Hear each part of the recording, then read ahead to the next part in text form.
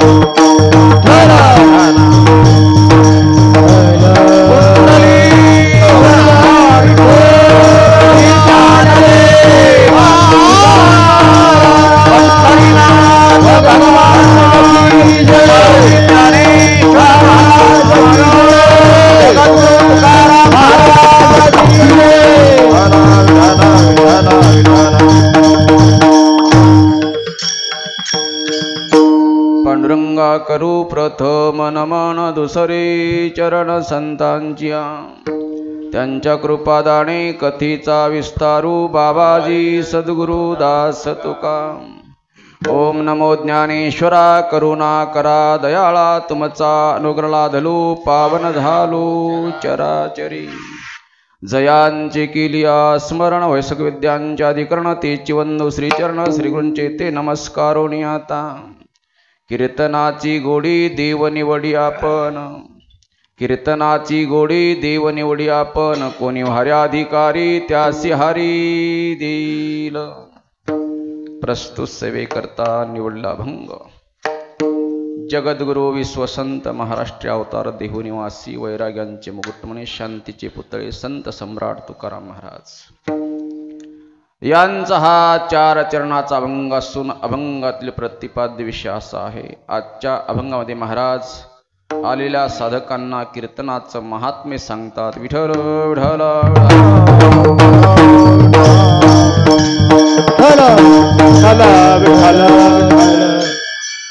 कीर्तनाला आरंभ करण्याच्या पूर्वी थोडासा परिहार देणं अत्यंत गरजेचं आहे। अनेक महात्म्यांच्या पदस्पर्शाने चरणस्पर्शाने पुरीत झालेली भूमी, पावन झालेली भूमी, मौजा नरसापूर नावाचं पवित्र गाव, अशा या पवित्र पावन नगरीमध्ये आज माझ्याकडे दुसऱ्या दिवसाची सेवा आली। मला आमचे केंद्रे साहेब म्हणत, महाराज अगदी सोपा अभंग घ्या। आजचा अभंग घेणार होतो, आरीवरी आर रे पिंपळावरी पार रे। आम्ही ठरवून आलतो, परंतु त्यांनी सांगितलं महाराज सर्वांना सांभाळून न्या, सोपा अभंग घ्या। अगदी सर्वांच्या पाठातला अभंग घेतला, आनंद वाटला, भाग गेला सीन गेला, अवघा झाला से आनंद। गाव किती पवित्र आहे, किती पावन आहे, किती भाग्यवान आहे, किती मंगल आहे। तेलंगणामध्ये खरोखर हा परिसर अतिशय पावन आहे, कारण साक्षात या परिसरामध्ये तुकोबरायांचा अवतारच लक्षात ठेवा भ्रमण करतो असे परमपूज्य वैराग्यमूर्ती नारायण बाबा, त्यांचा हा परिसर। तेलंगणामध्ये वारकरी संप्रदाय फार मोठ्या प्रमाणात आहे आणि जेवढा तुम्हाला धन्यवाद द्यावा तेवढा कमीच आहे।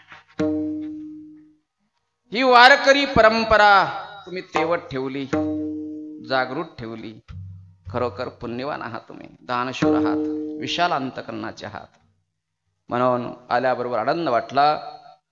आमचे केंद्रे साहेब त्यांच्या घरी सत्कार, भोजन आणि हा परिसर खरोखर वारकरी संप्रदायाचा आहे।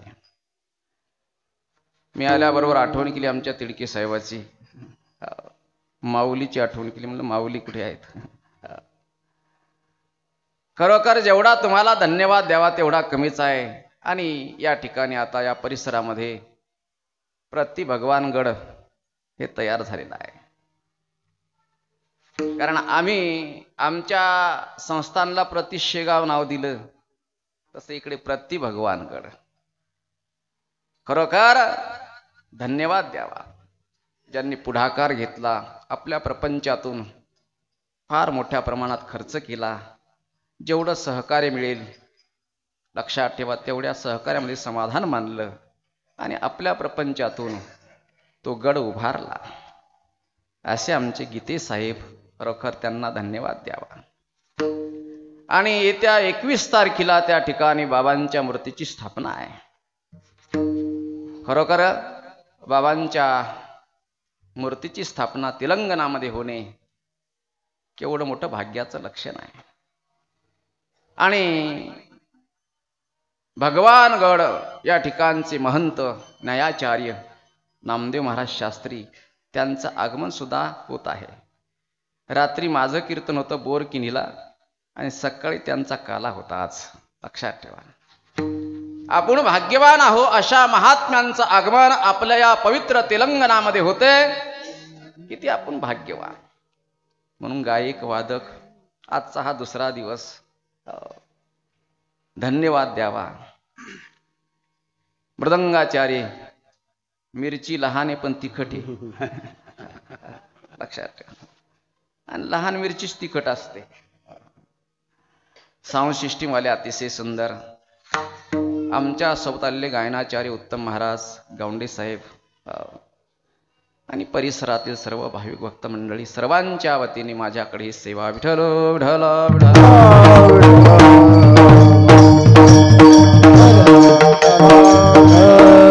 साऊंड सिस्टीम वाले अतिशय सुंदर, धन्यवाद. सेवे करता अभंग निवडला संत श्रेष्ठ तुकाराम महाराजांचा. आजच्या अभंगामध्ये महाराज कीर्तनाचं महात्म्य सांगतात. शास्त्रकारांनी सुंदर चिंतन केलेलं आहे. देवतामध्ये इंद्र श्रेष्ठ आहे, मानवामध्ये राजा श्रेष्ठ आहे, वृक्षामध्ये कल्पवृक्ष श्रेष्ठ आहे, गायीमध्ये कामधनु श्रेष्ठ आहे, जलाशयामध्ये समुद्र श्रेष्ठ आहे, अवतारामध्ये रामकृष्ण श्रेष्ठ आहे, ज्ञानामध्ये ब्रह्मज्ञान श्रेष्ठ आहे, भक्तीमध्ये प्रेमलक्षण श्रेष्ठ आहे, आणि कलियोगामध्ये कीर्तन भक्ती श्रेष्ठ आहे. विठ्ठल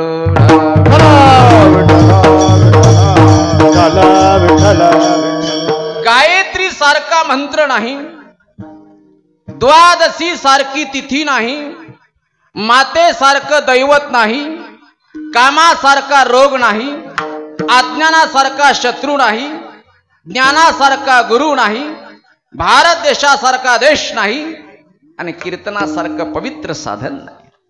वेगवेगळ्या योगामध्ये वेगवेगळे साधन होते. भगवंताची प्राप्ती करायची असेल तर वेगवेगळे साधन होते.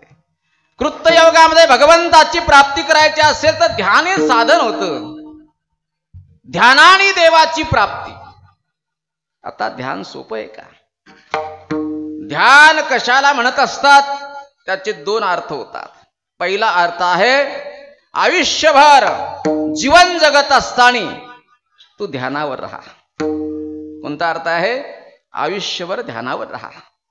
बरेच माणसं 6च्या पुढे ध्यानावर नसतात साहेब. लेजिम खेळत येतात. लेजिम 6च्या पुढे ध्यानावर नाहीत. आयुष्यभर जीवन जगत असताना प्रथमतः ध्यानावर राहा. हा पहिला अर्थ आहे. दुसरा अर्थ आहे दृष्टी बंद करणे, अंतर्मुख होणे, अंतरात्म्याशी तद्रूप होणे, त्या भगवंताशी मिलन करणे, त्याला काय म्हणत असतात? ध्यान. आता असं ध्यान लागते का माऊली? असं ध्यान लागते का? मला म्हणायचं आहे, तुम्हाला डोळे बंद केल्यावर देव दिसतो का डोळे उघडे केल्यावर दिसतो? आपल्या इकडे कसं काय? डोळे बंद केल्यावर दिसतो का उघडे केल्यावर साहेब? कसं काय साहेब? पेटी मास्तर कसं काय? डोळे बंद केल्यावर देव दिसतो का उघडे केल्यावर? कधी दिसतो? कधी दिसतो देव? मी काय बंदूक नाही आणली फायरिंग कराय. कधी दिसतो? डोळे उघडे केल्यावर. बंद केल्यावर काय दिसते काका? मथारी. दृष्टी बंद करून बघा, अंतरात अनंत विषय खेळतात. ध्यानात मन असलं पाहिजेत, मनात राम असला पाहिजेत आणि त्याच्याशी मिलन केलं पाहिजेत. त्याला तिडके साहेब ध्यान म्हणतात. असं ध्यान लागते का? असं ध्यान लागते. आमच्या गावात एका माणसाने अशी उंबरट्यात घोंगडी टाकली, जप करू लागला माळीचा. रामकृष्ण हरी, रामकृष्ण हरी, रामकृष्ण हरी, रामकृष्ण हरी. त्याची बायको तिकून आली. शेळीचे पिले उड्या मारा लागले. खाटक गिरायकाला द्यायचे का कसं करायचे? भावशिराला देऊन टाक. रामकृष्ण हरी, रामकृष्ण हरी. गिराईक सुरू. बाई तिकडे गिरायकाकडे गेली. दुधाचा माठ उघडा होता, बोक्या चालला होता माठाकडे. यानं विचार केला, बोक्या आता तोंड घालते माठात, दूध पिते. यानं आवाज ओढला, रामकृष्ण हरी, रामकृष्ण हरी. बोक्या म्हणे किती बोंबल, दूध पिल्याशिवाय राहत नाही. बोक्यानं घातलं तोंड, यानं धरली माळण मारली फेकून, रामकृष्ण हरी. बोक्याच्या पडली गड्यात. बोक्या झाला माळकरी. उंदरायला कळालं बोक्या माळकरी झाला. आता कसली भीती राहिली नाही. तशी याच्यात काही कीर्तनात बोके मोकार असतील.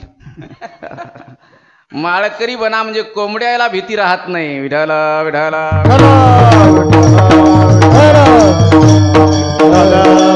तुलसी काष्टमाला तुम संभूता महित्यो नरहा तद्यम पातकम नास्ती, तद्यम पातकम नास्ती. सर्व पापाचा नाश करायचा असेल तर गळ्यामध्ये काय घाला? तुळशीची माळ. वा वा वा. इथे माळकरी बरेच दिसा लागलेत. तुळशीची माळ तुमच्या गळ्यात आधी दिसा लागली माळ. केंद्रे साहेब तुमच्या गळ्यात आहे का? तुटली नाही का? आमुष्याच्या दिवशी का? माणसं माळ नसली कोणता तुटली किंवा पोहता पोहता वाहून गेली. गळ्यात माळ असल्याशिवाय लक्षात ठेवा जीवनाचं कल्याण होत नाही. एरवी सुद्धा माणूस मेल्याच्या नंतर तुमच्याकडे तोंडात काय टाकत असतात? माणसं मरतात का इकडे? काय टाकतात तिडकी साहेब? तुळशीचा पत्ता टाकतात. कशाचा? तुळशीचा पत्ता. मला म्हणायचं आहे कोणाच्या तोंडात टाकला पाहिजेत? माऊली कोणाच्या तोंडात टाकाव? जो माळकरी आहे, परमार्थिक आहे, परमार्थाचा विरोध करत नाही, वर्गणी सरळ हाताने देते. लक्षात ठेवा अशा माणसाच्या तोंडात तुळशीचा पत्ता टाकला तर तुमचाही उद्धार, त्याचंही कल्याण. पण कोणाच्या टाक जाऊ नका.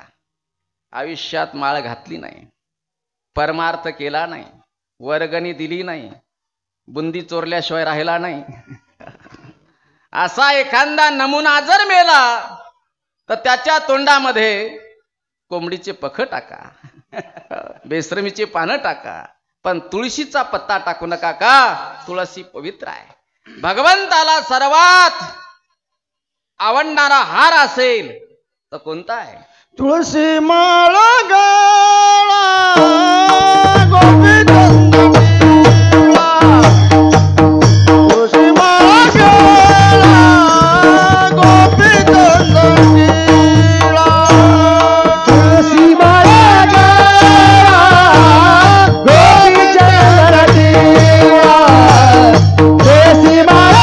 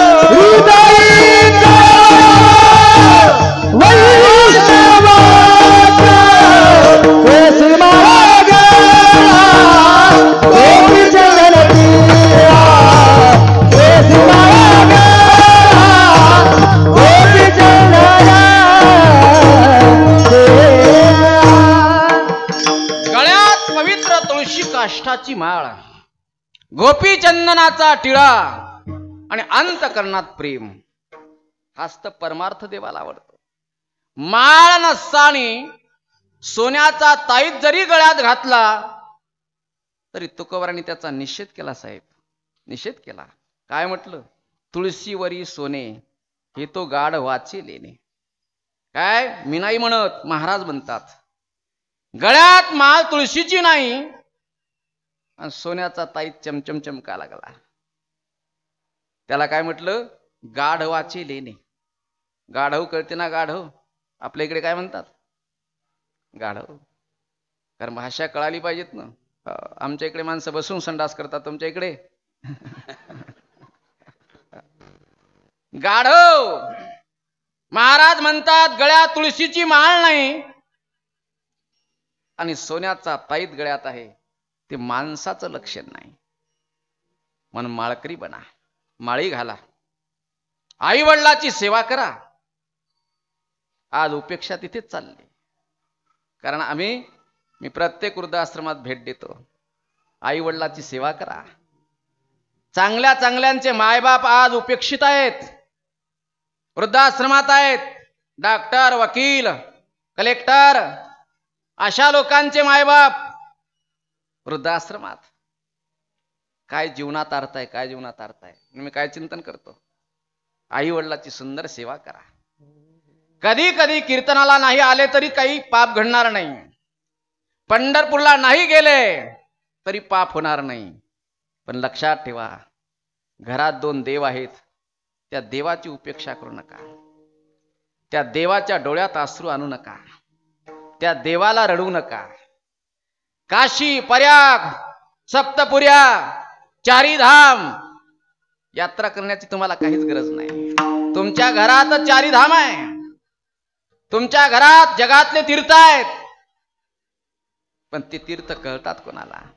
माय बाप केवळ काशी, माय बाप केवळ काशी, माय बाप केवळ काशी, माय बाप केवळ काशी.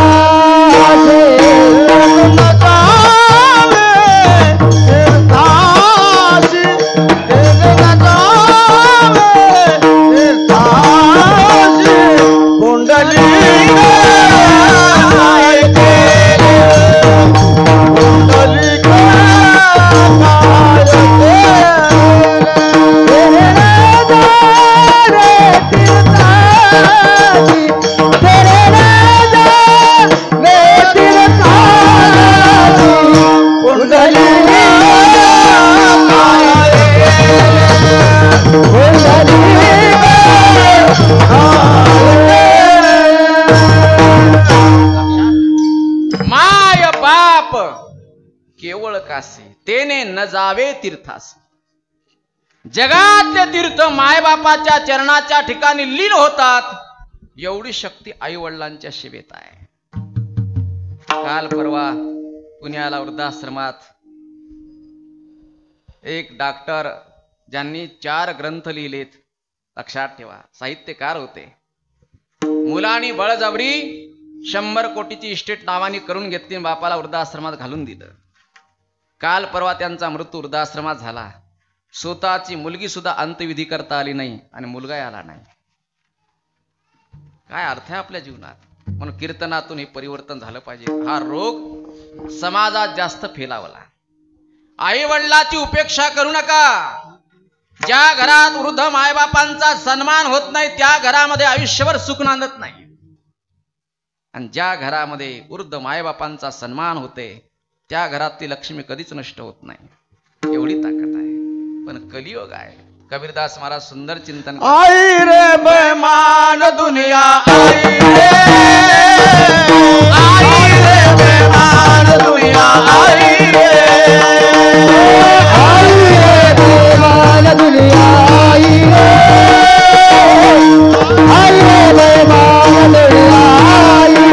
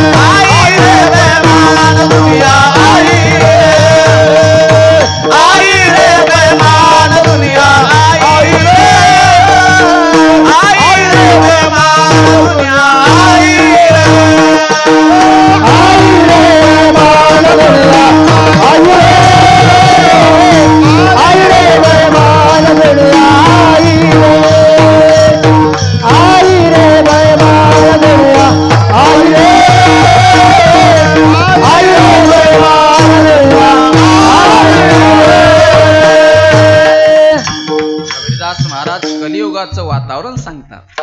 आई रे बैमान दुनिया आई रे, आई रे बैमान दुनिया आई रे. माँ बाप को कोई नहीं माने, औरत का बहुमान, औरत का बहुमान, औरत का बहुमान. आई रे बैमान दुनिया आई रे, आई रे बैमान दुनिया आई रे. लक्षात, कलियुगामध्ये माय बापाचा सन्मान करणारे मुलं फार कमी आहेत आणि जे करत असतील त्यांच्यासारखं भाग्यवान जगात कोणी नाही. खरी संपत्ती कोणती आहे? वाटण्या करत असताना जास्त काय वाटून घेतलं पाहिजेत माणसाने? काय घेतलं पाहिजे? आई तुझ्या आयुष्यावर, बाप माझ्या आयुष्यावर. आधी म्हणायचं आई वडिलाची सेवा मी करणार, माझे आई वडील माझ्यात राहणार आणि आयुष्यभर देव समजून माझ्या मायबापाची सेवा मी करणार. मी काय सांगायलो? सुंदर माळ घाला, सुंदर जीवन जगा. कारण फार कमी आयुष्य आपल्याला, जास्त दिवस जगणारे आपण माणसं नाही. कलियुग आहे, कलियुगात 100 वर्ष आयुष्य आतापर्यंत कोणाला मिळू शकत नाही. अनंत संकट आपल्यावर येत असतात आणि त्या संकटात आपलं आयुष्य फार कमी आहे. या कोरोनाच्या काळातून तुम्ही आम्ही जगलो, हे फार मोठं भाग्य. फार पुण्यवान तुम्ही, फार भाग्यवान. तुम्हाला एक बोनस दिलं, बोनस. आता तुला आयुष्य दिलं राजा, संधी दिली, चांगलं जीवन जग, समाजाची सेवा कर, आई वडिलाची सेवा कर आणि सुंदर मानवी जीवनाचा आनंद चाख. हे फार मोठं बोनस आहे. मी काय चिंतन करतो? माळ घाला. ध्यान साधन अवघड आहे, पूजा हे साधन अवघडच आहे, यज्ञ साधन फार मोठा अवघड आहे. परंतु कलियुगामध्ये तुम्हाला भगवंताची प्राप्ती करायची असेल तर अगदी सोपं साधन आहे. नामचिंतन केलं, कीर्तन केलं की तुम्हाला भगवंताची प्राप्ती. कलियुगा माझी, कलियुग माझी करावे की कलियुग माझी करावे, कलियुग माझी करावे कीर्तन, कलियुग माझी करावे कीर्तन.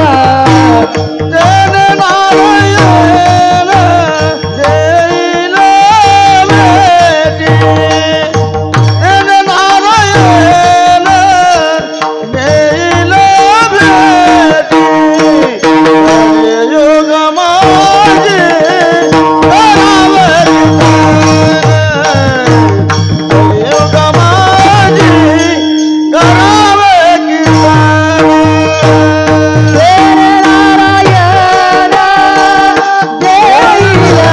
बेटी, जन नारायण जैन बेटी. कलियुग माझी करावे कीर्तन,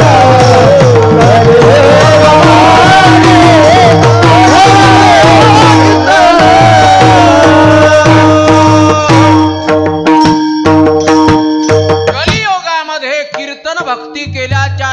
भगवंताची प्राप्ती. आता कीर्तन म्हणजे काय मी तुम्हाला पुढे सांगतो. साधकांनी प्रश्न केला, महाराज कीर्तन महात्म्य, कीर्तन महात्म्य तुम्ही सांगा लागलात, असं कीर्तन महात्म्य कसं आहे? महाराज म्हणतात, ज्या कीर्तनाची गोडी जगाचा बा ब्रह्मांडाचा मालक निवडतो ते कीर्तन महात्म्य सामान्य असेल का? अभंगाच्या प्रथम चरणात कीर्तनाची गोडी,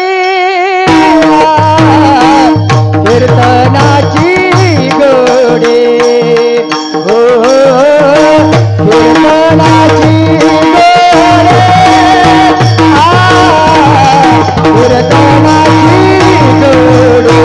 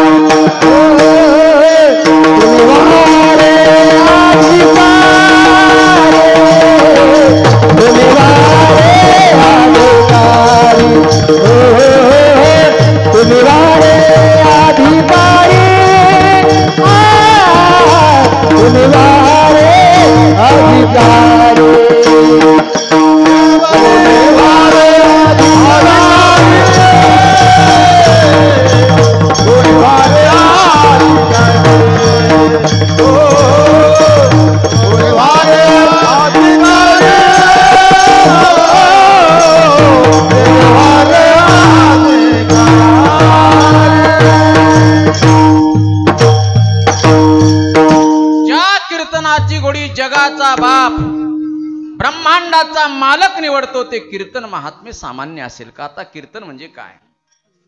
कंबर बांधून केलेलं कीर्तन वेगळं आहे. कधी कधी या कीर्तनाने उद्धार होत नाही, लक्षात ठेवा. परंतु गीतेमध्ये त्या कीर्तनाचं वर्णन सांगितलं. सततम कीर्तयंत माम, तरी कीर्तनाचे नटनाचे, नाशिले व्यवसाय प्रायचिताचे, जे नामची नाही पापाचे ऐसे केले. ये मदमा अवकळा अनिली, तीर्थे ठायूनी उठवली, एम लोकाची खुंटली रहाटी आघवी. ज्या कीर्तनाने यमाचा कारखानाच बंद होतो, ते नामसंकीर्तन साधन पै सोपे, जळतील पापे जन्मांतरी. नामधारकांचा अधिकार फार श्रेष्ठ असतो. लक्षात ठेवा, कीर्तनकारापेक्षा, पंडितापेक्षा, विद्वानापेक्षा नामधारक श्रेष्ठ आहे. नामचिंतन करणारा नामधारक जास्त आयुष्य घेत असतो.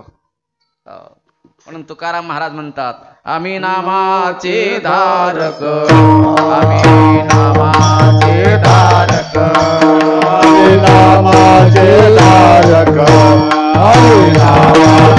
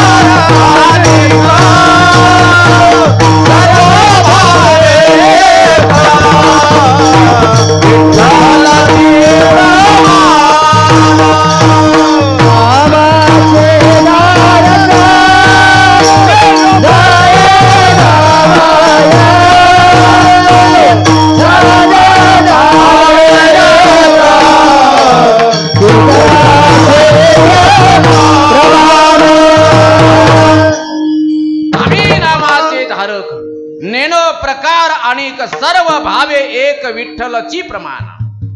नामधारक आम्ही शास्त्री नाही, पंडित नाही, वेदांती नाही. आम्ही कोण आहोत? नामधारक. नामधारकांचं आयुष्य वाढत असते. म्हणून कीर्तन कोणतं? आता कीर्तन म्हणजे काय? जनाबाईनं भगवंताला शिव्या दिल्या तरी कीर्तन झालं. कीर्तन कशाला म्हणतात? जनाबाईचा अधिकार सामान्य नव्हता. सामान्य माणसं जनाबाईला नामदेव महाराजांची दासी ठरवतात. दासी होती, दासी. पण जनाबाई कोण होत्या ते कबीरदास महाराज सांगतात. ज्या जनाबाईला भगवंतानी स्नान घालावं, काय अधिकार असला पाहिजे तो? देवाने आंघोळ घालावी, देवानी जनाबाईला. जनाबाईच्या डोक्यातल्या ओवा भगवंतानी काढाव्या, काय अधिकार असला पाहिजे? डोक्यातले ओवा भगवंतानी काढाव्यात. जनाबाईचे केस विचरावेत, जनाबाईची वेणी घालावी. एवढंच नाही तर जनाबाईला दळू लागावं, काय अधिकार असला? झाड लोट करी जाणे, झाड लोट करी जाणे,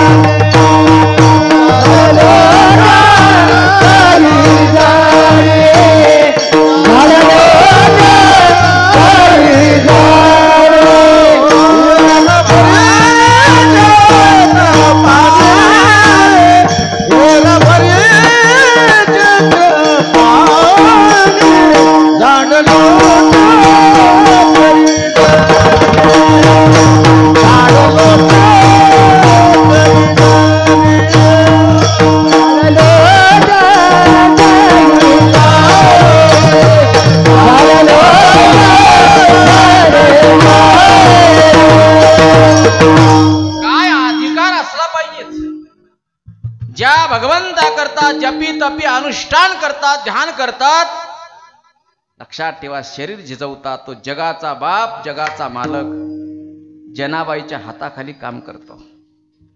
जनाबाई झाडून काढते आणि जगाचा बाप केर भरतात. जनाबाईला दळू लागतात. जनाबाईचा अधिकार कबीरदास महाराज सांगतात. जनाबाई कोण होत्या? जनाबाईची कीर्ती काशीपर्यंत गेली.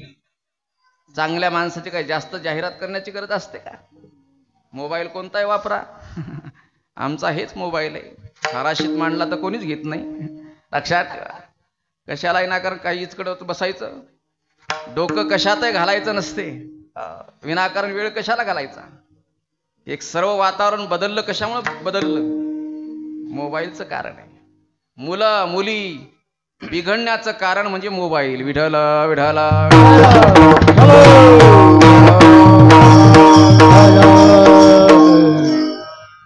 काशीपर्यंत कीर्ती गेली. काशीपर्यंत कबीरदास महाराज काशीहून आले. मंगळवेढा इथे जनी नावाचा संत कुटी आहे.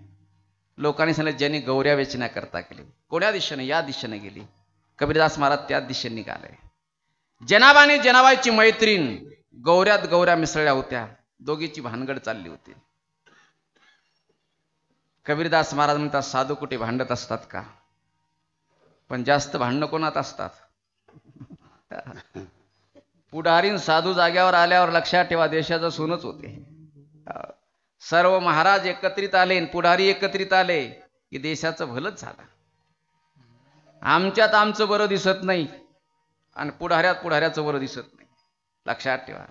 म्हणून तर देशाचं वाटोळ होते. सर्व बुद्धिवान माणसं, विद्वान माणसं एकत्रित आल्याच्या नंतर देशाचं सोनं होत असते. देशाचं भलं होत असते. सर्व बुद्धिवान माणसांनी एकत्रित आलं पाहिजे. परंतु तुमच्या गावचं जेवढं कौतुक करावं तेवढं कमी आहे. आज बघा किती कोटीचा सभागृह तुम्ही तयार केला.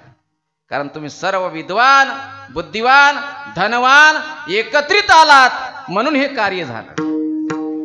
द्वेष, मत्सर, अंतःकरणात कोणत्या प्रकारचा भेद नाही. एकत्रित आलो म्हणून तर या ठिकाणी एवढं मंदिर झालं. मी काय चिंतन करतो. कबीरदास महाराजांचा साधू कुठे भांडत असतात का? परतले. जनाबाईंना आवाज दिला महाराज इथपर्यंत या.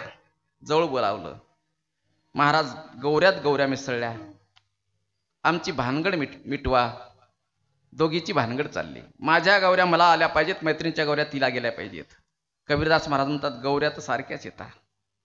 निशाणी काय तुमच्या गौरीची आणि मैत्रीच्या? महाराज माझ्या गौरीची निशाणी आहे. फार मोठी निशाणी आहे. कारण ज्या वस्तूला आमच्या हाताचा स्पर्श होत असतो ती निर्जीव वस्तू भजन करत असते. काय ताकद असते महात्म्यांच्या स्पर्शामध्ये. म्हणून तर मस्तकावर महात्म्यांचा हात असावा, आशीर्वाद असावा. दुसरं काही मागू नका.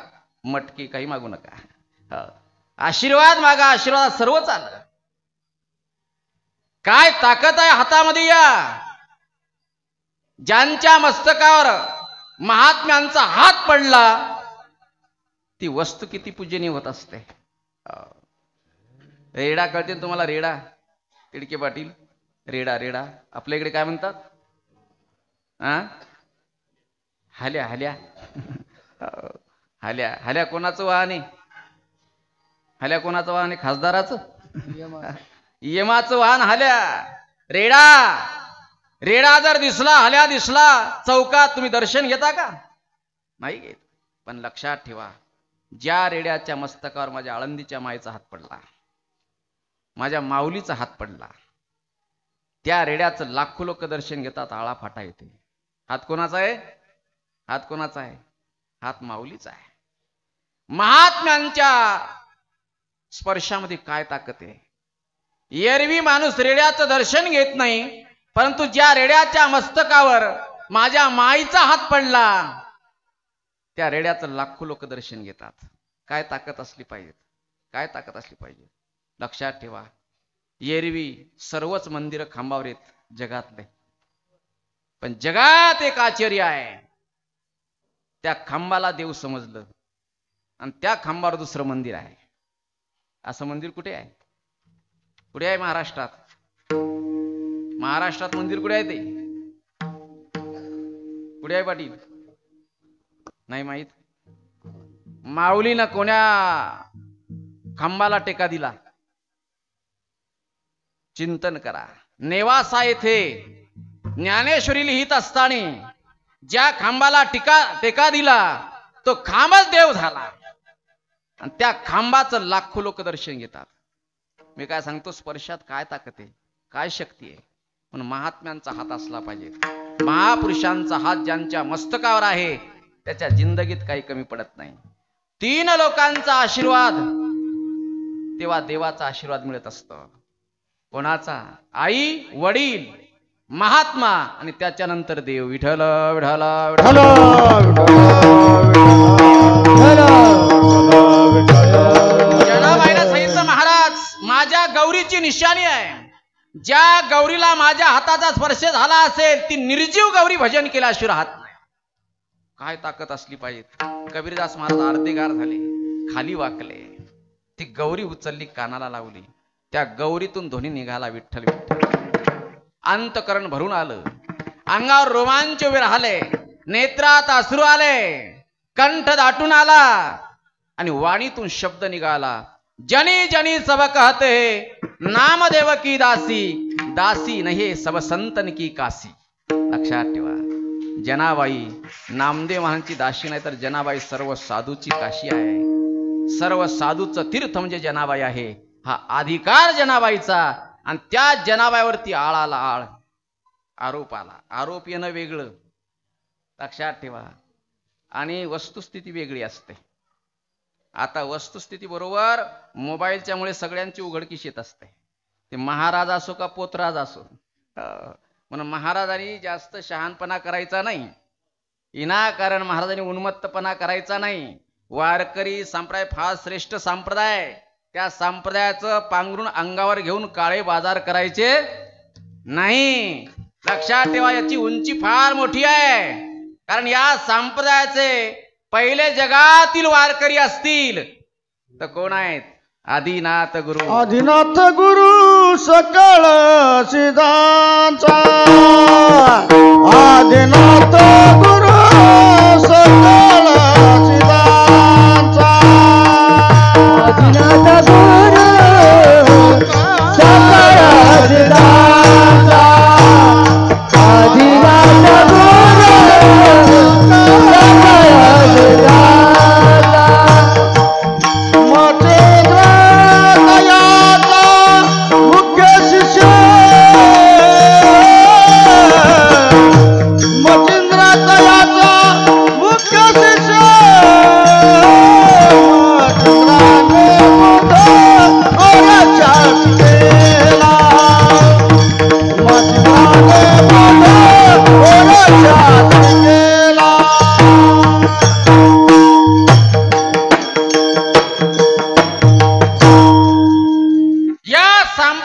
पहिले वारकरी कोण आहेत? आदिनाथ गुरु, सकळ शिदांचा मच्छिंद्र तयाचा मुख्य शिष्य, एका जनार्दनी वैष्णव आणि शिरोमणी महादेव. म्हणून पहिले वारकरी. वारकरी संप्रदाय श्रेष्ठ आहे. महाराज लोकांनी ते पांघरून अंगावर घेऊन काळे बाजार करायचे नाही. वर्षात एक महाराज ह्याला चालला, एका वर्षाला एक. शिखरावर गेलेले कोसळले. माणसाने शिखरावर जाऊच नाही आणि तिथून कोसळला तर वाचत नसतो, वाचत नसतो. बरेच मेले या वर्षात, लक्षात ठेवा, बरेच मेले. अहो, ज्याच्या चारित्र्याला कलंक लागला समजायचा तो मेला. ज्याचं चारित्र्य गेलं त्याचं शिर जात असते. तो जिवंत असून मेल्याप्रमाणे. तो महाराज असो का कोणी असो. म्हणून महाराजाला बंधन असतात, कुठे उभं राहता येत नाही. हॉटेलवर जाऊन पानपुरी खाता येत नाही, नाही का? त्याला महाराज म्हणत नाहीत. लक्षात ठेवा, महाराज लोकांना दारूच्या दुकान पुढे उभं राहता येत नाही. उभा जरी राहिला तर लोक म्हणतात काहीतरी काळबेर आहे. महाराजांनी सावध राहिलं पाहिजे. तुम्हाला जर संप्रदायाची किंमत वाढवायची असेल, आपलं अस्तित्व वाढवायचं असेल, उद्धार करून घ्यायचा असेल तर चारित्र्य सांभाळा. ज्याचं चारित्र्य गेलं तो जिवंत असून मेल्याप्रमाणे असतो. लक्षात ठेवा. मी काय चिंतन करतो, जनाबाईवरती आळ आला, आरोप चोरीचा आला, सुळावर देण्याकरता चालवलं. मी कीर्तन सांगायलो, जनाबाईने सांगितलं एकदा मला विठ्याला बोलू द्या, मला भांडू द्या. राऊळात आल्या, कमरेला सेव खोवला. जनाबाईची शिवी साधी नव्हती. देवाकडे हात केला आणि देवाला जनाबाई शिव्या कशा देतात, अरे विठ्या, अरे विठ्या, अरे विठ्या, अरे विठ्या,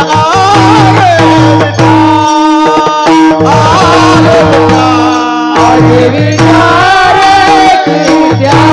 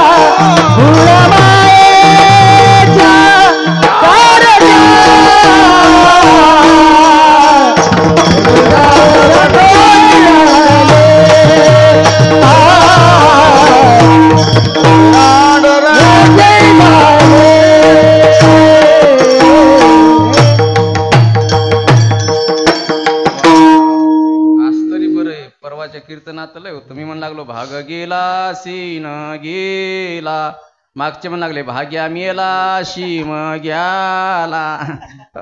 आज तरी बरं आहे म्हणा, महाराज मेल्यासारखाच वाटायला, दुसरं काय नाही. ताणून म्हण जा, लक्षात ठेवा, आणि स्वरात म्हण जा सगळे विठ्ठल विठ्ठल विठ्ठल विठ्ठल विठ्ठल. अरे विठ्या, अरे विठ्या, मूळ मायेच्या कारट्या. शिवी कशी आहे बघा, तुझी रांड रणकी झाली, सती सावित्री चुडाले आले. विठू तुझे गेले मडे, तुला पाहुनी काळ रडे. उभी रावणी अंगणी आणि शिव्या देती दाशी जेली. सामान्य माणसाला जनाबाईच्या वाणीमध्ये दोष वाटत असेल, पण मला म्हणायचंय वाणीत दोष असला तरी चालते, पण माणसाच्या मनात दोष नसावा. काही काही माणसाची वाणी प्रखर असते, पण मन अतिशय निर्मळ असते. मन निर्मळ असते. आमच्या गावात गोडबोल्या तुकाराम आहे. श्रीमंती एवढी, आता जर आग लावली तर पुढच्या भागवतात विसते, पण वर्गणी कधीच देत नाही आणि पहिली पंगत कधीच सोडत नाही. गोड एवढा बोलते महाराज, सप्त्याशिवाय मजाच नसते, आणि वर्गणी कधीच द्यायची नाही. गोड बोले माणसं, लक्षात ठेवा, कधी कधी माणसाचा घात करत असतात. म्हणून वाणीही निर्मळ पाहिजेत आणि मनही निर्मळ पाहिजे. आमच्यासोबत आमचे गावंडे साहेब आहेत, त्याची वाणी गोड आहे आणि मनही गोड आहे. वाणी पवित्र असावी आणि मनही पवित्र असावं. काही काही माणसाची वाणी गोड आहे पण मन अपवित्र आहे.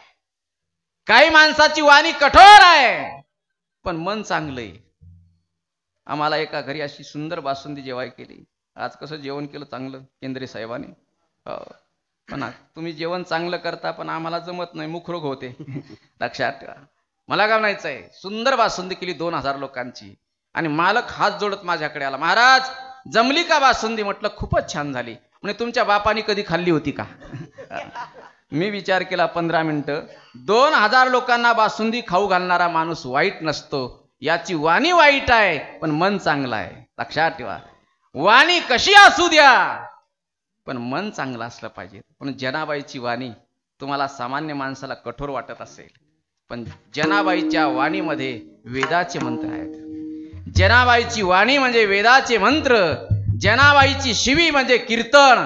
जगाचा बाप खाली मान घालतो, हातात लिखणी घेतो, डोळ्यातले थेंब खाली पाडतो आणि जगाचा बाप त्या शिवीची गोडी निवडतो. लक्षात ठेवा. का? जनाबाईची शिव म्हणजे कीर्तन आहे. जनाबाईच्या शिवीची गोडी निवडली, ज्ञानोबरायांच्या ओवीची गोडी निवडली आणि वाळवंटात नामदेव महाराज कीर्तन करतात. अधिकारी मंडळी त्या कीर्तनात आहे. जनाबाई चोखोबा, सावतोबा, ज्ञानेश्वर महाराज, लक्षात ठेवा अशी अधिकारी मंडळी, गोरोबा काका, निरोतीनाथ, आणि त्या कीर्तनात जगाचा बाप हे जगाचा बाप लक्षात ठेवा. आणि कीर्तनात देव असतो बरं का. तुम्ही जे इथे बसला देव आल्याशिवाय बसला नाही. देवाचा अधिकार आहे. कीर्तन चालू झालं की देव येत असतं. त्या कीर्तनात देव आहे. पितांबरधारी परमात्मा. कीर्तन चालू झालं आणि कीर्तनातला रस देवाच्या अंगात आला. देव नाचू लागले नाचू लागले. लक्षात ठेवा रस अंगात आला. दोन रस अंगात येत असतात. एक कीर्तनातला रस अंगात येत असतो आणि एक 6च्या पुढे अंगात येत असतो. त्या रसाचं नाव काय? त्या रसाचं नाव काय? कारण मी सोडून कोणीच घेत नाही का? त्या रसाचं नाव काय? दारू. त्याही रसाने तोही रस अंगात येतो ना हाही रस अंगात येतो. तोही रस अंगात आला तर माणूस विधी बनतो आणि हाही रस अंगात आला तर माणूस विधी बनतो, साधक विधी बनतो. तोही रस खरा अंगात आला तर संपत्ती जाते आणि हाही रस खरा अंगात आला तर संपत्ती जाते. इमानदारीचा परमार्थ करा, अंगावर वस्त्र मिळत नाही. लक्षात ठेवा. तुकाराम महाराजांनी इमानदारीचा परमार्थ केला. 850 एकर जमीन गेली. जमीन किती होती? 850 एकर. सोनं किती होतं? तिघे भाऊ होते, कान्होबा, सावजी आणि तुकोबा. नगदी रुपये वाटून आलते. 66 लाख नगदी रुपये वाटून आलते त्या काळात. आताचे किती कोटी झाले ते विचार करा. संपत्ती किती होती? आप्पासाहेब गुळवे त्यांचे सासरे पुण्याचे नंबर 2चे श्रीमंत होते. अनगडशाह फकीर त्यांच्या सिद्धीच्या कटोऱ्यामध्ये 850 क्विंटल धान्य टाकलं होतं. कोणी? तुकोबारायांच्या सासऱ्याने. एवढी सासरवाडी श्रीमंत. काय श्रीमंत सासरवाडी आणि श्रीमंत जावाई होते. पण लक्षात ठेवा, म्हणून तर मला कधी कधी जिजाबाईचं कौतुक करावं वाटते की जिजाबाई सारखी स्त्री तुकोबारांना मिळाली म्हणून गाथा तयार झाला. जर माझी माय जीवनात तुकोबारांना मिळाली नसती तर आज तुम्हा आम्हाला गाथा मिळाला नसता. त्या गाथ्याच्या पाठीमागे पुण्याई कोणाची माऊली? पुण्याई जिजाबाईची पुण्याई. लक्षात ठेवा, जिजाबाई सारखी गरिबी जगात कोणी भोगली नाही आणि जिजाबाई सारखी श्रीमंती जगात कोणी भोगली नाही. मला म्हणायचं आहे, एकच वस्त्र अंगावर होतं जिजाबाईच्या, एकच वस्त्र राहिलं होतं. 850 एकर जमीन गेली होती. खापराचे भांडे घरात आले होते. एकच वस्त्र अंगावर राहिलं आणि एकाच वस्त्रावरती आंघोळ करायची, दार बंद करायचं. लक्षात ठेवा, ते वस्त्र फेडायचं, ते सुकू घालायचं आणि सुकेपर्यंत अंदर नग्न थांबायचं. काय गरिबी असली पाहिजे तो, काय गरिबी असली पाहिजे. तुकोबारायांच्या आधी जिजाबाईच्या हाताखाली भगवंतानी काम केलं. लक्षात ठेवा, तुकोबारायांच्या आधी जिजाबाईला भगवंतानी दर्शन दिलं. देवानी पायातला काटा हाताने काढला नाही तर पायातला काटा माझ्या बापानी दातानी काढला. हो, काय अधिकार असला पाहिजे जिजाबाईचा, काय अधिकार असला पाहिजे, काय शक्ती असली पाहिजे जिजाबाईची. जगाच्या बापाला माहित होतं जिजाबाई कोणाची पत्नी आहे? तुकोबारायांची पत्नी आहे. तुकोबारायांचा अधिकार सामान्य नव्हता. आपला मालक कोण्या डोंगरावर गेला हे कशावर ओळखायचं? 3 रस्ते होते. एकाच ठिकाणून 3 रस्ते चालले, भामचंद्र्या, बोराड्या आणि भंडाऱ्या. नेमके महाराज कोण्या डोंगरावर गेले हे ओळखायचं कसं? ज्या रस्त्याने महाराज गेले ना त्या रस्त्याला कान लावायचा आणि त्या रस्त्यातून ध्वनी निघायचा, विठ्ठल विठ्ठल. समजायचं माझा देव याच रस्त्याने गेला. ज्या ठिकाणी तुकोबाराय उभे राहिलेत ना त्या ठिकाणचा परिसर भजन करायचा. काय ताकद असली पाहिजे पायामध्ये, काय शक्ती असली पाहिजे.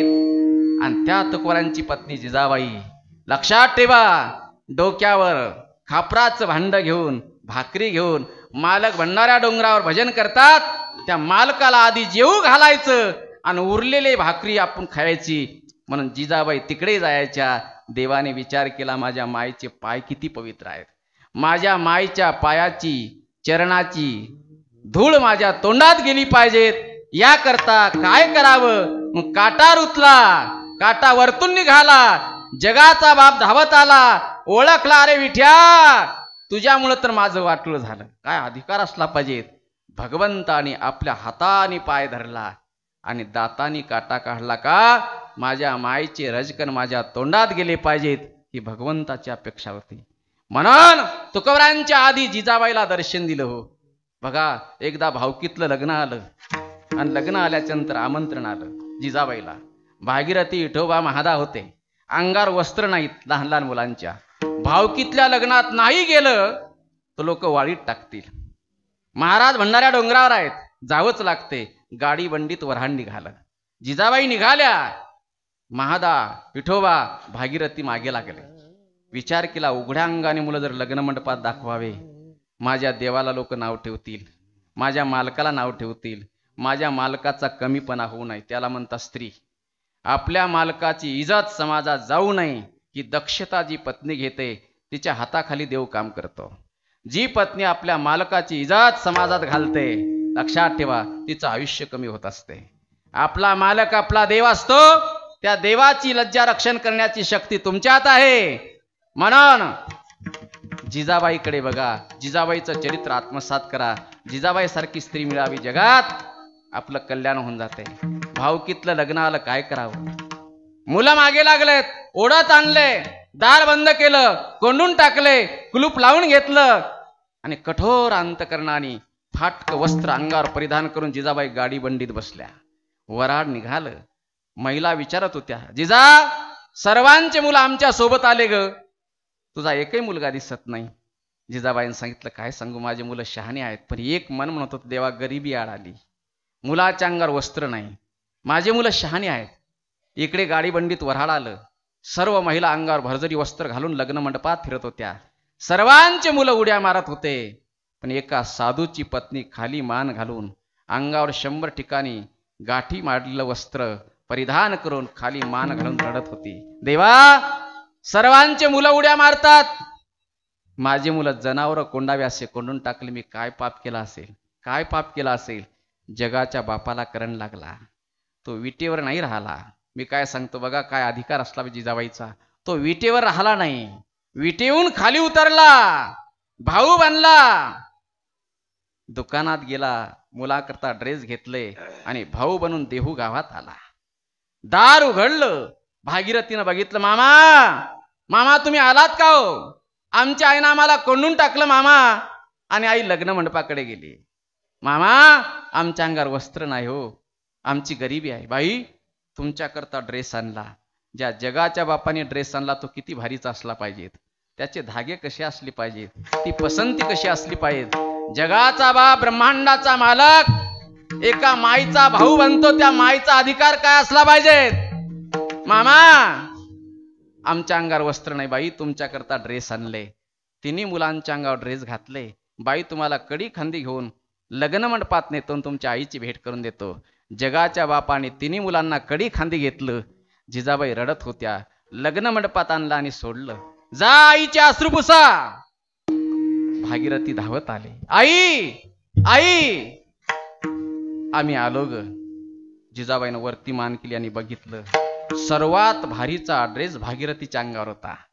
अरे बाप रे, सर्वात भारीचा ड्रेस माझ्या भागीरथीच्या अंगावर. भागीरथी, ड्रेस कोणी आणला? आई, पुण्याचे मामा आलेत ना, मामानी ड्रेस आणला. किती भारीचा आहे. हा जगाचा बाप मामा बनला, तो ड्रेस कसा असला पाहिजे. मामा कुठे आहेत? मामा पाहुणे मंडळीत बसले असतील. मामाचं काम झालं होतं. मामा विटेवरून येऊन विराजमान झाले होते. जिजाबाई उठल्या, भावाचा शोध घेऊ लागल्या. भाऊ दिसत नाही. जाणकार साधूची पत्नी होती. भागीरथीला कडाडून मिठी मारली. भागीरथी, तुम्ही भाग्यवान आहात. ज्या तुमच्या बापाने जगाच्या बापाकरता आपल्या संसाराची राख रांगोळ केली आणि त्या तुमच्या बापाचा संसार मी करते आणि तो जगाचा बाप माझा भाऊ बनतो, यापेक्षा भाग्य कोणतं? याला म्हणतात अधिकार. विठ्ठल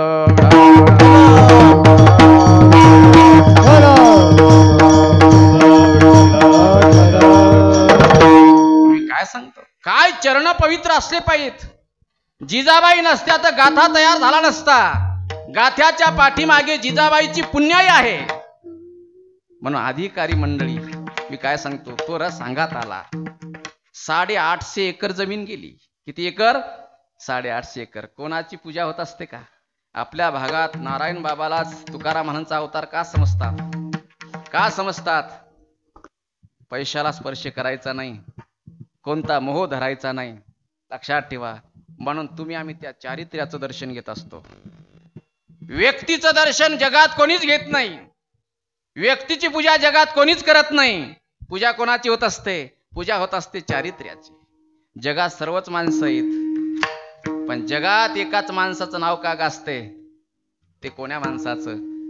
ज्या देशाची मान उंच केली, ज्या देशाला स्वाभिमानाने जगाच्या नकाशावर झळकवलं, असे माननीय आदरणीय साक्षात भगवंताचे अवतार नरेंद्र मोदी साहेब यांचंच नाव का जगात घेतल्या जाते? जगात सर्वच माणसं आहेत. माणूस कोण नाही, श्रीमंत कोण नाही, सर्व श्रीमंत आहेत. पण एकाच माणसाचं नाव जगाच्या नकाशावर का झळकते? का झळकते? चारित्र्य आहे, चारित्र्य. ती ताकद आहे चारित्र्याची, ती शक्ती आहे. तुम्ही काय चिंतन करतो? रस अंगात आला, रस. देव थैथै नाचू लागले. नाचत असताना पितांबर गळाला भान राहिलं नाही. कबीरदास महाराज हजर होते. नाचता नाचता देवाचा गळला पितांबर, सावध होई देवा ऐसा बोले कबीर. नामदेव कीर्तन करी पुढे देव, नाचे पांडुरंग. थैथै नाचू लागले. पितांबर गळाला देवा. अशी अवस्था का झाली? अरे नामदेव महाराज कीर्तन करतात, त्या कीर्तनाची गोडी निवडत असताना तो रस माझ्या अंगात आला आणि माझं देहभान विसरलं. याला म्हणतात कीर्तनाची गोडी देव निवडी आपण. महाराज, आम्ही जर कीर्तन केलं तर आमच्या कीर्तनाची गोडी देव निवडणार का नाही? तुमच्या कीर्तनाची गोडी देव निवडू शकतो, परंतु त्या करता लागतो आधी